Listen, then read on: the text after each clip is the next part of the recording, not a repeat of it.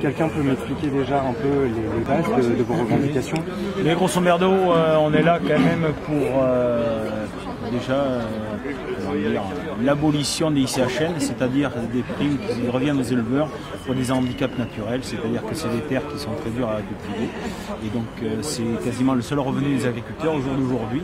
C'est tout ce qui leur reste pour vivre, quoi. Ça varie entre 5 et 8 000 euros à peu près par exploitation. Et c'est tout ce qui leur reste comme salaire. Ensuite, il n'y a pas que ça. On nous a fait augmenter le GNR, l'augmentation du gasoil, l'augmentation des charges sociales, le Mercosur, le CETA, le TAFTA. Donc on a un président de la République qui nous dit qu'il faut sauver une agriculture, qu'il faut faire des organisations de producteurs, qu'il faut tout restructurer, mais le problème restructuré, on a des charges fixes, il nous en rajoute encore, et à côté de ça, on est mis dans le panier de la mondialisation, et on ne passera pas cette mondialisation, puisque nous avons quand même des coûts de production qui sont 2 à 3 fois plus élevés par rapport aux autres pays, tout simplement parce qu'on a une normalisation abusive en France, en sachant pertinemment que nous sommes la première, quand même, le premier pays ou la première nation où l'agriculture est vraiment tracée, où elle est vraiment normalisée, et tout ça, ça a un coût, quoi. Et le coût, c'est pour l'instant, c'est les agriculteurs qui le prennent à leur compte.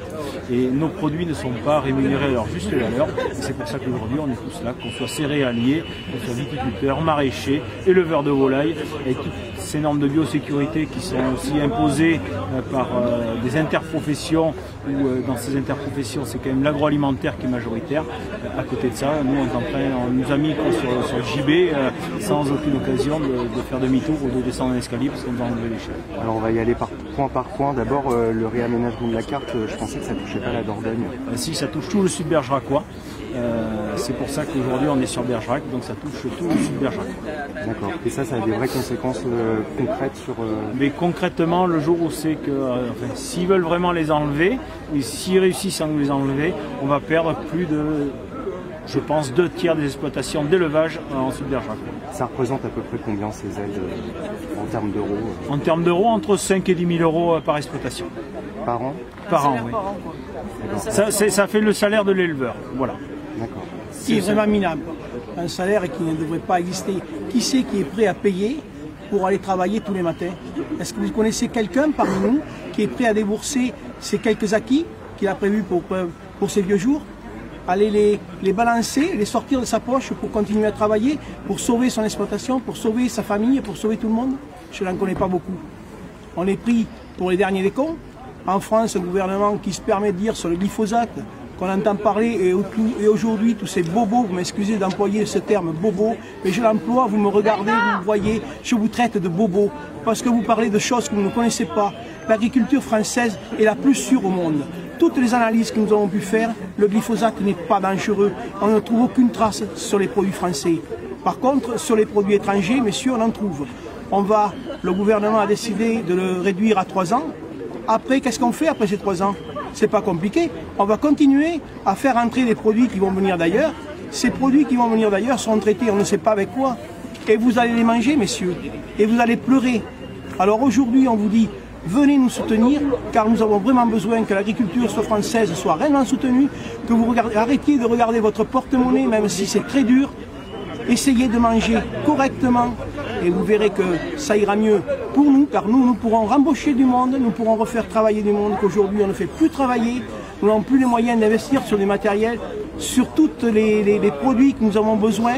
Donc messieurs, ça va créer du chômage, et du chômage encore plus. Car il faut savoir qu'aujourd'hui, d'où vient l'argent et qui crée les richesses dans notre pays?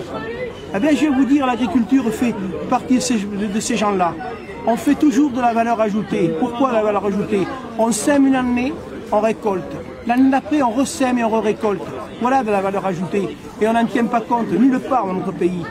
Et en même temps, tous ces emplois qu'on pourrait créer, qui pourraient donner du travail à chacun et que tout le monde soit heureux, qu'on soit employé ou qu'on soit patron, parce que nous ne sommes pas des gros patrons, nous sommes des tout petits patrons, nous sommes à 1, 2, voire 3 employés pour les plus grosses exploitations, mais c'est pas mirobolant.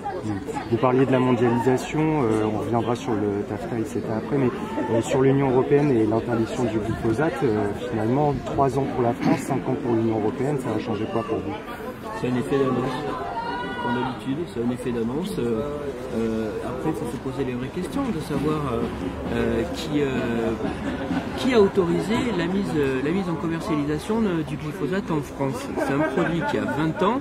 Il y a quand même des organismes d'État qui certifient la mise en commercialisation de ces produits-là. Moi, je retourne cette question-là à l'État. Pourquoi nous avoir mis en relation avec un produit qui, soi-disant, est cancérigène? Pendant 20 ans, on l'a employé, alors qu'on nous a dit que vous pouvez l'employer, on vous le certifie, c'est un produit sûr. Et 20 ans après, on se dit, tiens, si on allait faire une étude pour savoir si il est nocif pour la santé, pourquoi 20 ans après? C'est quand même des questions qu'on pourrait se poser.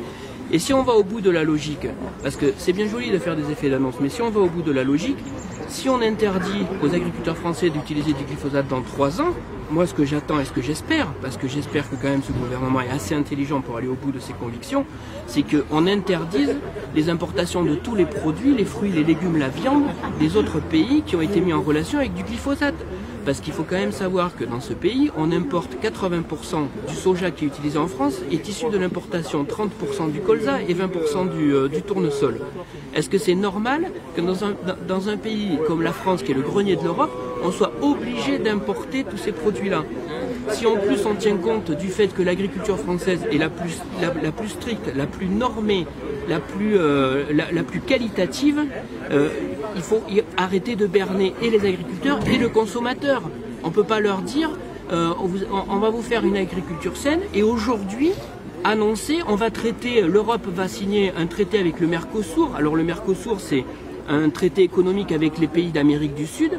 Moi qui suis producteur de céréales, notamment de maïs, je sais qu'au Brésil par exemple, il y a entre 10 et 12 millions d'hectares de maïs OGM. Donc on ne peut pas me dire à moi, vous n'allez pas produire d'OGM. C'est pas d'être pour ou contre les OGM, c'est pas la question. La question c'est on ne peut pas dire aux agriculteurs français, par mesure de précaution, vous ne produirez pas d'OGM, mais par contre, on va vous en faire venir à plein bateau au port de Bordeaux en toute impunité, en toute légalité. Et à demi-cours. Et ça, c'est une concurrence réelle. Mais c'est une concurrence réelle. C'est le fond et problème. C'est une concurrence réelle et déloyale. Vous ne pouvez pas dire aujourd'hui. Mais en quoi c'est une concurrence? C'est une concurrence dans la mesure où c'est des cultures qui sont produites avec des produits qui sont interdits depuis des décennies en France et en Europe et surtout en France. Qui fait toujours du zèle. Ça c'est depuis quelques années, quelques décennies, la France a toujours aimé faire du zèle par rapport à l'Europe. C'est une vraie concurrence dans la mesure où on n'a pas les mêmes normes sanitaires et sociales. On ne peut pas dire aujourd'hui, vous êtes sur un marché mondial et nous on le subit, le marché mondial. Je ne sais pas si vous, journaliste, vous aimeriez avoir le salaire d'un journaliste d'Amérique du Sud. Il y a quand même... Non mais c'est quand même... moi au jour d'aujourd'hui, je suis obligé de faire des emprunts de trésorerie, des courts termes et compagnie. Aujourd'hui, je décapitalise. C'est-à-dire que tous les jours, je creuse un peu plus de déficit, je dois un peu plus d'argent, donc je décapitalise tous les jours. Moi je ne sais pas si le matin quand vous vous levez, vous avez envie de donner de l'argent à votre journal ou à votre radio. Nous on en est là et ça fait 4 ans que ça dure. Et 4 ans qu'on nous fait des effets d'annonce. On nous dit, c'est pas possible que le producteur soit pas payé à son juste prix. Mais moi j'ai produit. Manu, le pognon il est où? Moi j'ai produit. J'ai mon maïs, mon blé, mon soja. On doit me le payer à un prix rémunérateur. C'est en stock, j'attends. Et vite, vite, vite. Parce qu'on est tous en train de crever. Les éleveurs comme les céréaliers, tous. Donc oui, c'est une concurrence. C'est pas normal qu'on nous impose à nous des normes strictes et qu'à côté de ça, on fasse venir ces produits d'importation. Ça, c'est regardez le prix du GNR dans les autres pays. On a les charges qui ont explosé. Moi, je me suis installé il y a 20 ans. Il y a 20 ans, on me payait le prix du blé et du maïs, le même prix qu'aujourd'hui, si c'est pas en dessous, suivant les jours. Il y a 20 ans. Et par rapport à il y a 20 ans, on a les charges qui ont été multipliées par 3. Et les aides qui devaient compenser le prix de vente des céréales, parce qu'il faut appeler ce qu'on appelle vulgairement les primes, c'est une aide compensatoire au prix de vente des céréales, où on nous a dit, on va vous donner une fourchette sûre, et après vous serez dépendant des cours. Bon, c'est ça les primes. Ben, ces primes-là, elles ont été divisées par 2. Ça fait qu'au bout d'un moment, quand vous avez les charges qui ont été multipliées par 3, les aides qui ont été divisées par 2 et le prix qui snague pour le même rendement, on ne peut plus y arriver. On ne peut plus y arriver. C'est plus possible. Donc il faut savoir ce qu'on veut. Si on veut une agriculture de jardinage en France, et alors dans ce cas-là on fait vivre les autres pays et on leur dit de produire, je m'excuse, mais de la merde, parce que si nous on nous dit qu'on ne peut pas produire avec ces produits-là parce que c'est cancérigène, il faut quand même savoir que l'État est complice d'un crime. Elle nous fait venir des céréales ou de la viande qui est potentiellement cancérigène. Il faut aller au bout de sa logique. Donc, moi, les effets d'annonce, j'en ai ras-le-bol. Moi, maintenant, je voudrais et tous ici, on veut des actes. On veut pouvoir retourner dans nos fermes, travailler. On n'est pas là pour emmerder les gens. On est là pour dire que dans nos fermes, on ne se fait pas entendre. On est obligé de se réunir. On est obligé de... Ça donnera rien. Moi, j'attends rien d'aujourd'hui. C'est simplement pour que on ait les gens avec nous. On n'est pas là pour les embêter, les gens sur la route et tout ça. Mais on est là pour avoir les gens avec nous pour dire faut sauver l'agriculture française.